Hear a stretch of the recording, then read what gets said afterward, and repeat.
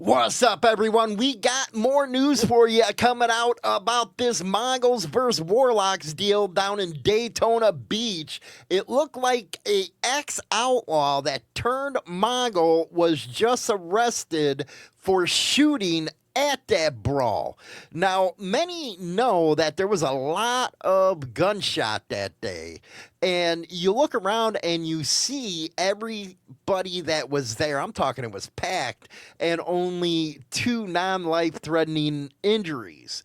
He might be a hero if you ask me. Ride or die, ride or die, ride or die, ride or die, ride or die, ride or die, fly. Know that they ride or die.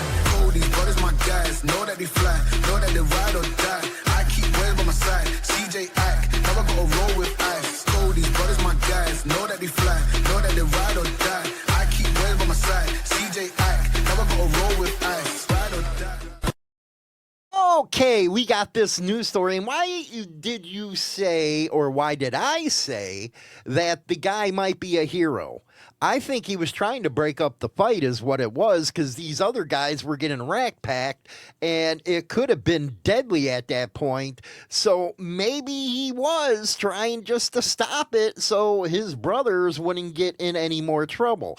Also, got a question over on Instagram I want to answer real quick. They asked why that some of the articles over on Harley Liberty has motorcycle gang in it. It's because we have to comply with DACA, which means if we take an article, we cannot take away from it, meaning any of the words, anything. So if it says motorcycle gang, we got to say motorcycle gang. Anyway, going out to the Daytona Beach News Journal, and this was filled with information from this fight, as well as Daytona, too, by Patricio Balano. And it goes on to say more details revealed in the brawl shooting involving the two biker clubs. It goes on to say former outlaw motorcycle gang member, now part of the Mongols. I don't know how that happened. Just I'll leave it there for you to decide. Was arrested Sunday as the suspect who fired a gun multiple times during a large brawl with a rival motorcycle gang at that gas station.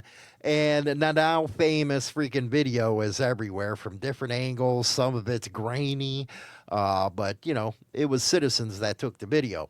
Anyway, Clinton Neil Walker, 41, of Brandonton, was charged with inciting a riot. I don't think that's what I saw when I looked at the video. When I looked at the video, there was fighting. Then the gunfire erupted, and that's why I said, well, maybe he was trying to stop it, man, get everybody away. Because there were a lot of, when the shots rang out, a lot of the guys from the Mongols were spreading out, so it was stopping.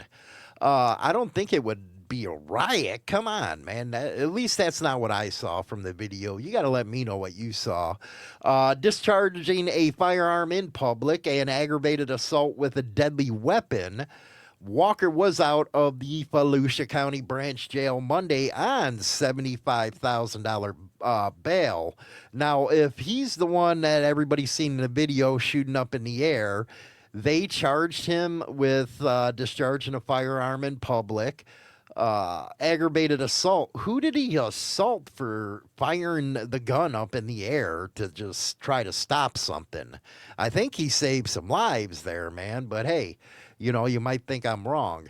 Now, according to the cop shop, the gunfire erupted during a brawl where punches were thrown in a crowd of 25 people or more at 11:45 a.m. Saturday at the RaceTrac gas station at 3000 State Road 44. So they're just estimating how many people were in the crowd. According to them, it was 25 people or more. Walker was part of a group of Mongols who confronted the Warlocks and they don't put in here because there's different Warlocks factions.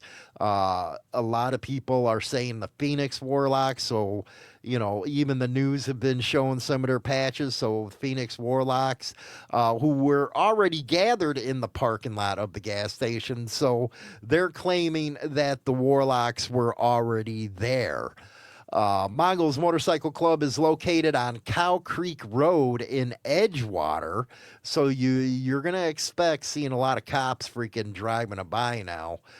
Police said it was not immediately clear what sparked it. Walker was driving a Chevy Silverado, which was stopped at 726 US 1 in Oak Hill shortly after the brawl and shooting. He was arrested and his vehicle towed. Now, it goes on to give you an update here on the Warlocks. They were injured after the gunplay. They call it gunplay, really. And brawl was over at the gas station. Warlocks motorcycle gang member Marvin Granick, 55 of Daytona, was found a bullet grazed to the side of his head. Now, that's a very interesting deal right there. While another Warlocks member, Thomas McDaniel, 64 of Virginia, was struck in the back of the head with nunchucks. Come on, man, really? It took 25 guys on a 55 and a 64-year-old. That's ridiculous, man. Come on. No wonder I'm getting all the comments that I am on the freaking videos. McDaniel told police that when he arrived at the gas station, a few Mongols were at the pump and they acknowledged each other. 15 minutes later, McDaniel exited the convenience store. He saw a large number of Mongols arriving at the gas station, and then quickly and with purpose, the Mongols rushed towards the Warlock and shouting was heard.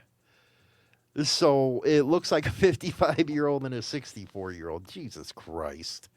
After the incident, Trimbolium of the Mongols arrived at Halifax Health Medical Center with a gunshot wound to the stomach. So there's more information coming out. Maybe one of the Warlocks also pulled out his gun on this. You really can't blame them if, you're 55, 64 years old, you're getting rack pack. I'd pull a gun too and start shooting. Let's see here. Trimboli, 35 of Naples, would only tell the police that he was somewhere in Edgewater alone practicing cross-drawing when the gun discharged, hitting him in the abdomen. Rock on. In a melee, the vehicle belonging to James Reynolds, 62, was hit by bullets, and he declined to press charges on this. And then it goes on who they were assisted by and all that good stuff. And it goes on to say, see, there was a lot of witnesses with this, a lot of video recording, so I don't know why it happens anymore. But hey, I'm not a part of the club. It's your club, whatever. You want to get caught on camera and all that crap, go to prison. It is what it is. Police said the video showed a group of Mongols beating a person on the ground, and then 12 to 15 shots were heard dispersing the large crowd as people sought cover behind bushes. That's, we can talk about that in a second. And another witness also described the shooter that matched Walker. So now he has witnesses against him. And Walker had a Mongols tattoo on his neck. And it goes on to say, former firefighter, Marine, and outlaw gang member. It says sources indicate that Walker was fired in 2018 from the Hill. I remember this one. Hillsborough Fire Service after he was investigated for an outlaw gang bar fight in Key West. Then it goes on to say Walker had unwavering loyalty to the Outlaws. It doesn't seem like that came out to be true if he went to the Mongols. The report that Walker was recruited by his fire captain, Jay Costa, who is a president of the Outlaws. And it goes on to where he even served in the Marine Corps, which, a lot of club guys do that. But yeah, it looks like a lot more information has come out on this one.